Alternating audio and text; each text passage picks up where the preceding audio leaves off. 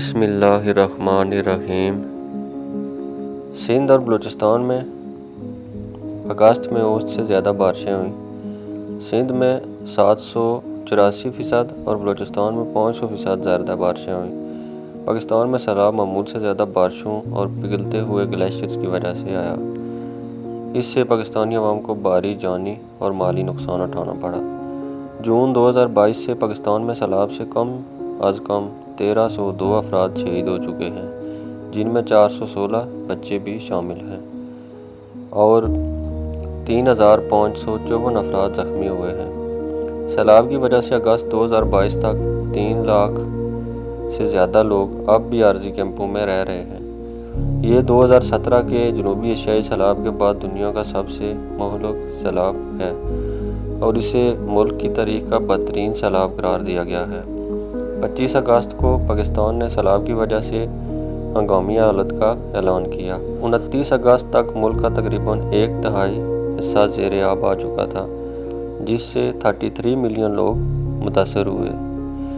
حکومت پاکستان نے پورے ملک میں سیلاب سے اب تک 10 بلین امریکی ڈالر کے نقصان کا تخمینہ لگایا ہے۔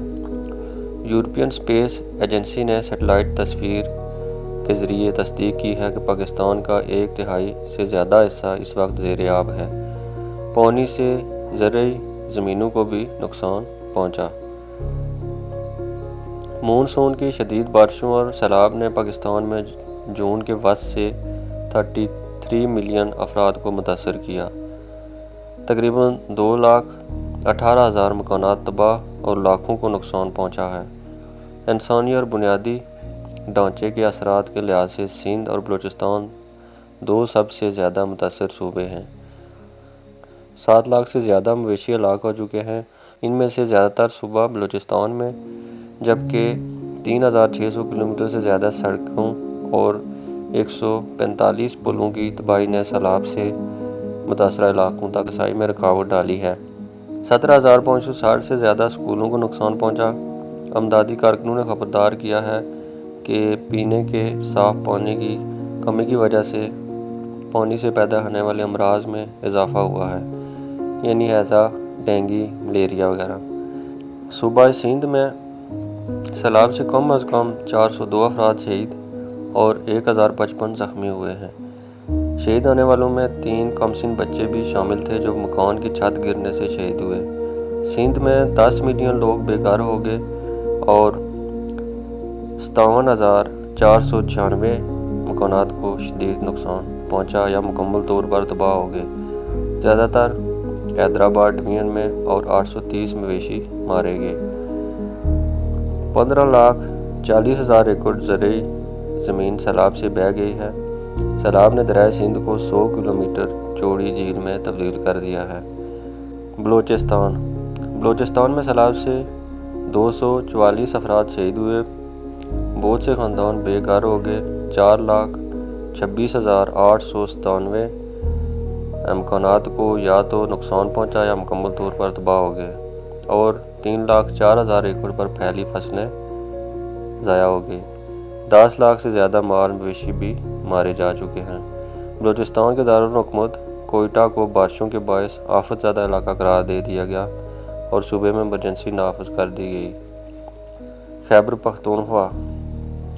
پختونخوا میں جولائی سے لے کر اب تک مجموعی طور پر کم از کم 264 افراد شہید اور 6 لاکھ سیلاب سے بے گھر ہوئے ہیں۔ ان میں اپر دیر ضلع کے 5 بچے بھی شامل تھے۔ وہ اسکول سے گھر واپس آ رہے تھے اس سے پہلے کہ وہ سیلاب میں بہہ گئے اور ڈوب گئے۔ سیلاب اور لینڈ سلائڈنگ کی وجہ سے 3,26,897 مکانات کو نقصان پہنچا اور 7,742 مویشی شیڈ گرنے سے مر گئے۔ صوبے کا جنوب مغربی حصہ اس سے قبل پڑوسی ملک افغانستان میں 2 ماہ قبل آنے والے زلزلے سے بھی متاثر ہوا تھا۔ گلگت بلتستان میں جولائی سے اب تک کم از کم 22 افراد شہید ہوئے، 4 لاپتہ ہیں اور سیلاب نے شاہراہ قراقرم کو بری طرح متاثر کیا۔ لینڈ سلائڈنگ کی وجہ سے کئی مقامات پر سڑکیں ٹریفک کے لیے بند کر دی گئی۔ سیلاب اور لینڈ سلائڈنگ کی وجہ سے 420 گھر تباہ اور 740 کو نقصان پہنچا۔ پنجاب میں خاص طور پر صوبے کے جنوبی علاقے کو متاثر کرنے والے حالیہ سیلاب میں کل 168 افراد شہید اور 105 زخمی ہوئے ہیں۔ توسہ شریف میں کئی بستیاں سیلابی پانی میں ڈوب گئی، سینکڑوں مکانات اور مویشی سیلابی پانی میں بہہ گئے۔ 17,80,000 ایکڑ زرعی زمین بھی ضائع ہوئی۔ سیلاب زدہ دریاؤں سے ملحقہ آبادیوں کے رہائشیوں نے نقل مکانی شروع کر دی۔ زیادہ تر خاندان وہاں سے چلے گئے۔ سڑکیں اور پل بہہ جانے کی وجہ سے زیادہ تر خاندان پیدل اور اونٹوں پر سوار ہو کے چلے گئے ہیں۔ آزاد کشمیر میں سے کم 41 افراد شہید ہوئے۔ 31 جولائی کو ضلع پونچھ میں 10 افراد شہید اور 4 زخمی ہوئے جب ان کے اوپر ایک چھت گر گئی۔ 19 اگست کو وادی نیلم میں 5 سیاح بہہ گئے اور بعد میں ان کے شہید ہونے کی تصدیق کی گئی۔ ان سب کا تعلق میاں والی سے تھا۔ تو ناظرین، یہ 2022 میں آنے والے سیلاب کے اثرات کا مختصر سا جائزہ لیا گیا ہے۔